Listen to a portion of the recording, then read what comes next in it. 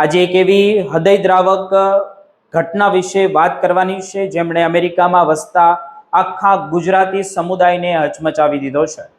શું તમે ક્યારે વિચાર્યું છે કે 52 વર્ષની મહેનતથી બનાવેલું ઘર માત્ર થોડી મિનિટોમાં રાખ થઈ શકે? શિકાગોના સ્ટ્રીમવુડમાં એક ભયાનક આગે એક ગુજરાતી પરિવારનું બધું જ છીનવી લીધું, જેમાં એક વડીલ મહિલાનું કરુણ મૃત્યુ થયું છે। મિત્રો, વિડીયોના અંત સુધી જોજો, કારણ કે આ માત્ર એક સમાચાર ન કહી શકાય, પણ દરેક એનઆરઆઈ પરિવાર માટે એક મોટી ચેતવણી છે જે અમેરિકામાં રહે છે તેમની માટે। શિકાગો નજીકના શાંત ગણાતા સ્ટ્રીમવુડ ટાઉનમાં બનેલી આ ઘટનામાં મૂળ ડાકોરના વતની એવા મુદ્રિકાબેન દવેનું નિધન થયું છે, જ્યારે તેમના પતિ સુરેશભાઈ દવે ગંભીર રીતે ઈજાગ્રસ્ત થયા છે। આ દંપતી છેલ્લા 52 વર્ષથી અમેરિકામાં સ્થાયી હતું અને મહેનત કરીને પોતાનું જીવન બનાવ્યું હતું। સુરેશભાઈને હોસ્પિટલમાંથી રજા આપવામાં આવી છે અને તેઓ હાલ સ્થિર હાલતમાં તેમની દીકરીના ઘરે આરામ કરી રહ્યા છે, પરંતુ તેમની પત્ની ગુમાવવાનું દુઃખ શબ્દોમાં વર્ણવી શકાય તેવું નથી। આ ભયાનક આગ લાગ્યા પછી ગુરુવારે વહેલી સવારે જ્યારે 4 વાગે સાઉથ ફ્રૂડ સર્કલ પર આવેલા તેમના રહેઠાણ મકાનના પહેલા માળે લાગી હતી આગ, અને આગના તણખા જોતામાં આખા ઘરની અંદર ફેલાઈ ગયા અને કાળો ઘટ ધુમાડો ઉપરના માળ તરફ વધવા લાગ્યો, જ્યારે સુરેશભાઈ અને મુદ્રિકાબેન તેમના બેડરૂમમાં ગાઢ નિંદ્રાની અંદર હતા। મુદ્રિકાબેન કદાચ આગના અવાજથી જાગી ગયા હતા અને તેમણે તરત જ સુરેશભાઈને જગાડ્યા હતા।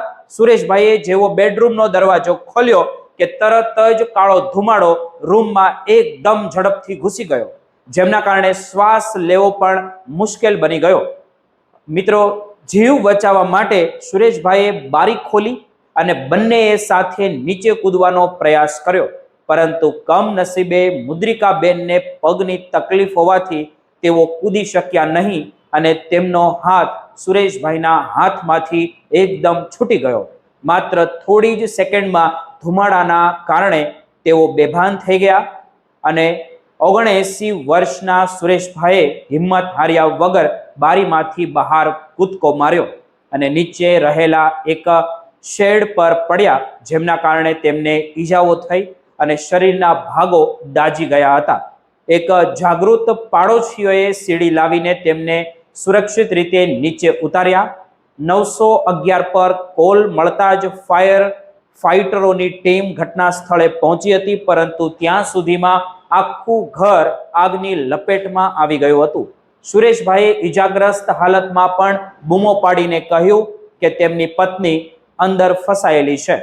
ફાયર ફાઇટરોએ જીવના જોખમે અંદર જઈને મુદ્રિકાબેનને બહાર કાઢ્યા, પરંતુ ત્યાં સુધીમાં તેમનું અવસાન થઈ ચૂક્યું હતું।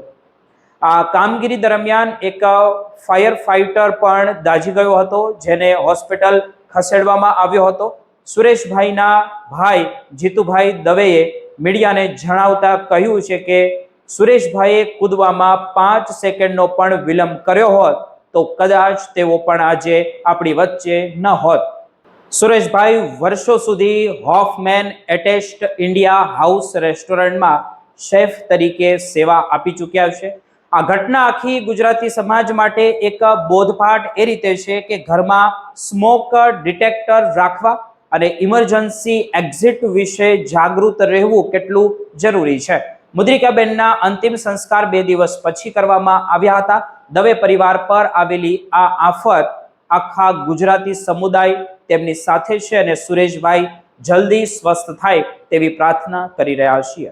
આ હૃદયદ્રાવક કિસ્સો આપણને યાદ અપાવે છે કે જીવન કેટલું અનિશ્ચિત છે અને સુરક્ષાના સાધનો જ જીવન બચાવી શકે છે।